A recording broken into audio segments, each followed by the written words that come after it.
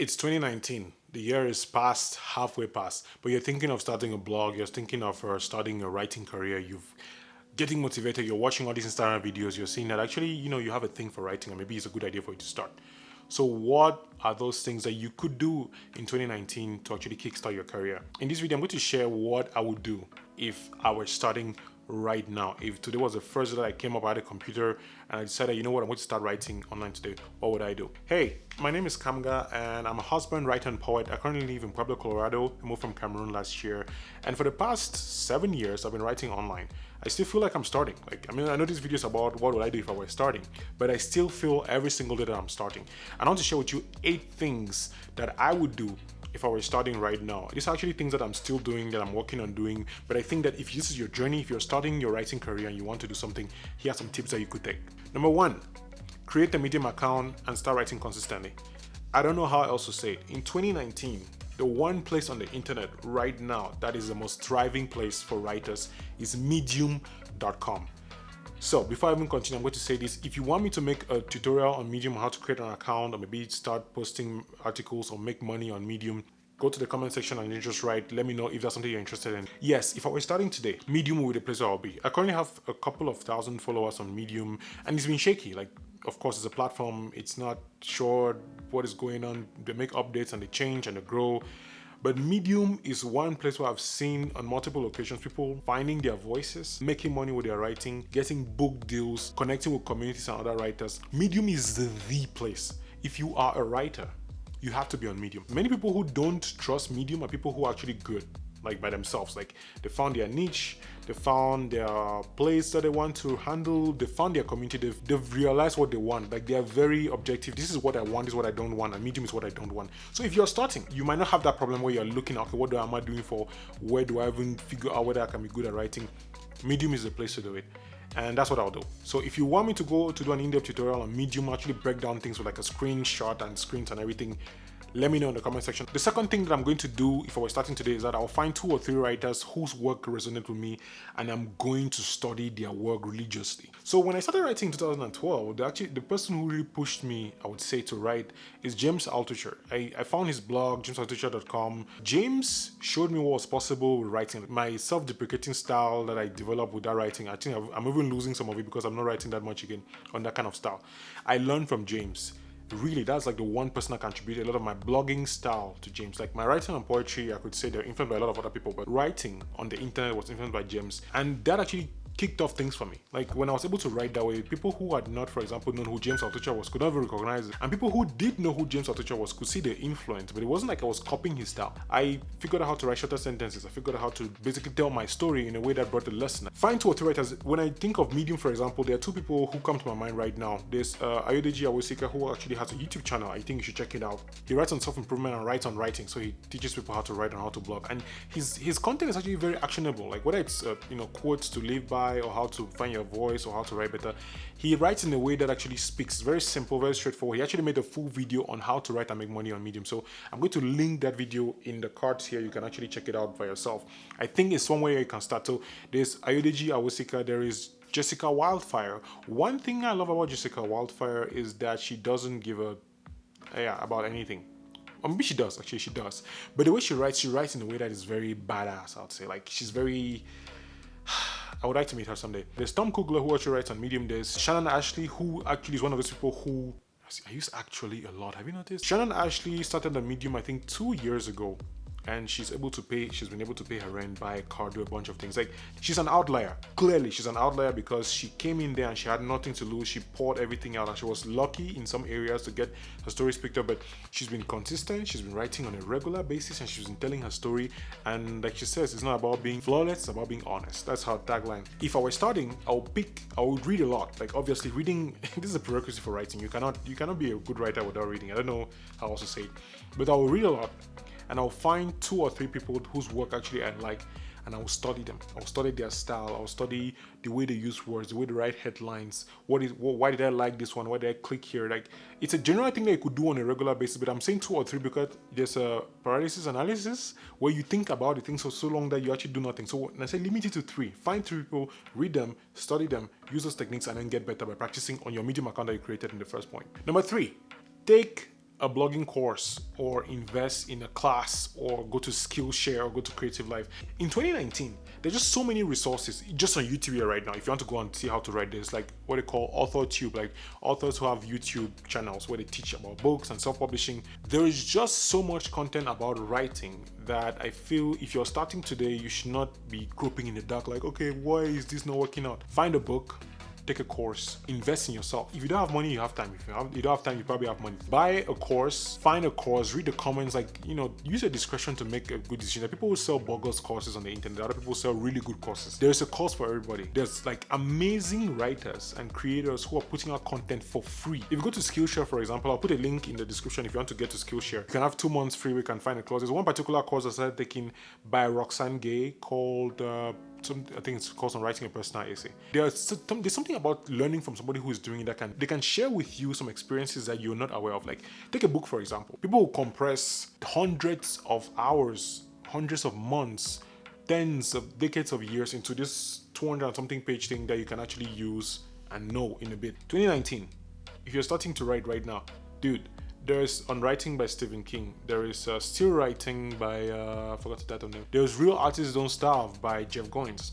There is You 2.0 by Ayodeji Awosika. There is, there are books, there are a lot of books. But just like you're picking 2 to 3 writers, you don't have to pick so many books that you end up just reading and then you never write. Pick a book, read it, pause if there's an actionable step and write. Like, use the things that you have in the book to actually grow your writing on your medium, right? Remember, it's all about action. It's about taking what you need and doing something with it. Number 4, I will self-publish a book. Hear me out before you start booing. Self-publishing, people think of self-publishing as this thing that you do because traditional publishers don't pick you. But that's not exactly the same. Like, same Ayo still has, Ayo the writer is an amazing guy. You should check him out. His resources are beautiful. He has actually written a long form piece on how to actually self-publish a book. There is professional self-publishing and there's non-professional self-publishing. These are the 2 things. I'll start with the non-professional one. It's the one where you write a book, you have a Word document, your layout is nothing, your cover design is nothing, you do everything yourself. You're like, hey, I cannot afford it. You put it on Amazon and then you just do it and then, hey guys, my book is out. And then that's not what I mean by self-publishing. Professional self-publishing, which people have written articles about, there are videos about on YouTube, free. You can learn how to do it yourself. Professional self-publishing talks to you about how to actually pick an idea for your book, how to write the book, how to lay out the book, how to hire a cover designer, how to lay out the book in InDesign or BookBlog. I think it's BookWrite as the website or the software. How to do an audio version of your book. Professional self-publishing teaches you more about the writing life than you might realize. Writing in 2019 is not just so much about being talented and being skilled. Yeah, you can have all the words you want in your head, but if nobody reads your book, then hey, you end up, never selling any book, never actually living off your writing. It's something that you want to do. If you're fine with that, it's okay. Like, if you just want to write and you want to just have a couple of family members read your book, that's fine. But if you're thinking of making this a profession, thinking of making this something that you can actually, live by, you might want to look at the professional self-publishing route. There are lots of articles on this. Ayodeji wrote one. I will put it in the description, and you can check out this video on how to write I'm successful on YouTube, which is basically better than this video right now. I think you should watch that video instead of watching this one. But yeah, that's for that point. Self-publish a book. They have to start. David Kadavi talked about it. Self-publishing a book teaches you a lot of experience about writing, and the more you know how to do it, the more you understand. You could even write an article on how to self-publish a book, and that's you expanding your breadth of ideas of what you can handle and understand. Next point, start a YouTube channel or a podcast or a blog where you can document this journey. I wish I started writing on a consistent basis 2012 up to today. There are things that I look back at. I mean, I've been writing not as consistently as I wish I would. When you document that journey, you can actually observe growth. It's more of this positive feedback loop where you can look at yourself 6 months ago. I'm like, man, I'm getting better at this. Like, this is my first book. Look at the cover, it sucks. This is my second book, it's better. This is my third book. You would always want to improve. You would always write an article, and after a couple of months, you would see like, oh, I made this. What is that?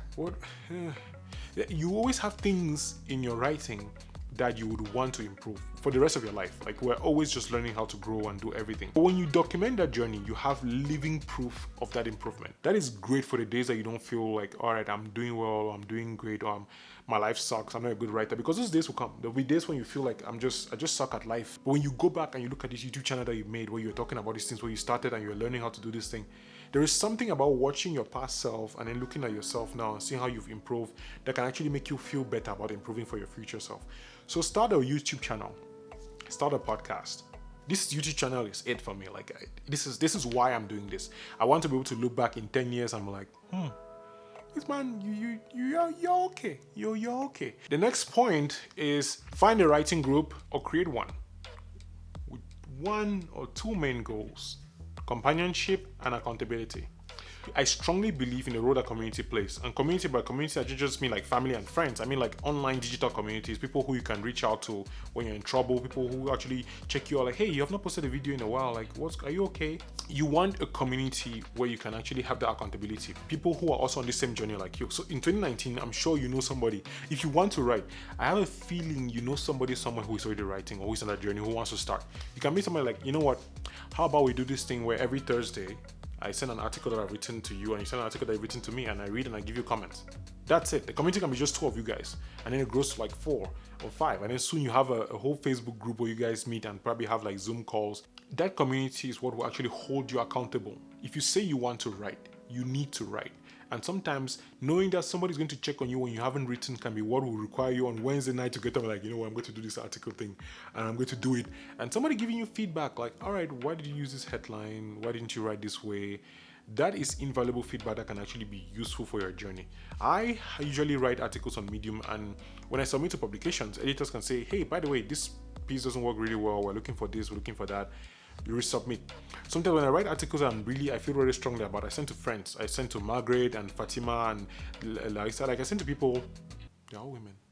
I send to people whose opinion I actually trust, whose opinion I think, I want to know what you feel about it. Find a community. 2019, find a community or like join one. There are a bunch of them. If you're writing on Medium, you can find lots of Facebook groups with people who are there actively to promote articles, to comment on articles, to give feedback, to help. Because writing already is a lonely job. You don't want to do it by yourself for all of it. You would have to sit alone and write already. So at least when you want to get feedback, find some people to do it. Next one. Submit to a magazine, any magazine on your path. Like, here's why this is important. You're going to get rejection, and you want to get rejection. Why? Because every writer needs a thick skin. Like, I think it's not just a writer, but it's a creative thing. You need to be able to have people say no, and you're like, you know what? It's cool. I'm just going to get back again. You need this because this is how you build resilience. This is how you build grit. So the more you submit, the more you start knowing like, all right, am I improving? Is my writing worth it? And you start knowing how to write for an audience. Because when you read a submission guideline, like here's what we're looking for. Baka Magazine, for example, sends out a couple of submissions, I think like twice a year. Jalada just recently sent one. You can know like, all right, what are the editors looking for? So you get to read their stories, you get to find out what kind of articles they want to get. And then you practice now at writing those kind of articles. You go to their editorial guidelines. The whole idea of submission is not just for you to get paid, which will be great, but it's to actually understand what is the kind of writing that people actually read. You might have an amazing idea, amazing story, but you don't even know that actually people might want to read it until you see the prompt. The prompt could be, tell us about a time when you're most uncomfortable in your childhood and how does that affect you as an adult. And then now you start thinking like, all right, what has happened? And then it clicks. Inspiration. So submitting to magazines can be a way for you to hack inspiration. You can find prompts, write them, and then guess what? You submit to these magazines and are like, hey, we don't like it, it sucks. Or, hey, by the way, we really appreciate you submitting it, but this is not what we're looking for. Keep sending. Now you have a story. So yeah, they've not taken the story, they've not paid for it, they've not published it anywhere, but now you have a story. What do you do with that story? Medium. You put it back on your Medium platform and you're growing your vocabulary, you're growing your audience, you're doing it. There are so many magazines online, physical, maybe newspapers even around. Like go there and find out what are the kind of articles they're looking for. I feel like a lot of newspapers probably have submissions behind, they're looking for stories. When you read these magazines, you read these stories, you can see, can I write this kind of piece? What would they want to do? There's always an email somewhere to submit to the editor.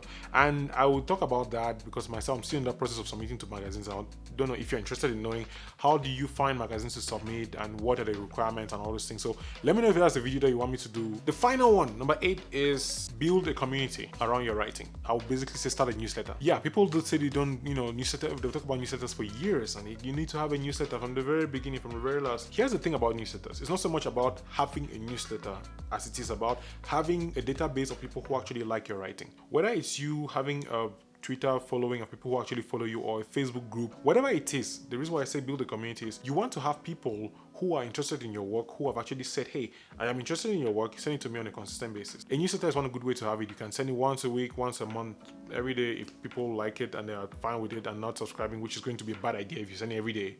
But if it's 2019, you're starting to write, find a way to have a community around your writing. And that's how you build your fan base. There's an article by Kevin Kelly called 1,000 True Fans, which essentially says that as a creative, if you want to succeed, you don't need millions of followers. You don't need thousands. You don't need, roomfuls of people. You need 1,000 people who are willing to buy everything you make. Say you make a book and you're selling for $10. That's like 5,000 francs CFA. And 1,000 people buy it. How much money do you have? $10,000. Literally, like, the 1,000 people who really like your book buy your book for $10. $10,000. But then we never talk about the time it takes to write the book, right? The time it takes to market the book, to design and to pay for cover and all these things to professionally self-publish. You might need about $3,000 just to professionally self-publish your book. You want to have a place where people can know that they will find you on a regular basis. A newsletter is one of those places that you build a relationship, because writing is about building relationships. I've not seen anywhere on Medium people are successful because they were just so talented that they just wrote and then left. People interact in the comment section, they share other people's stories, they clap, they comment, they share. By the way, like and comment this video if you like it. If you want to build your career, if I were starting today as a writer, these are the things that I'm going to do.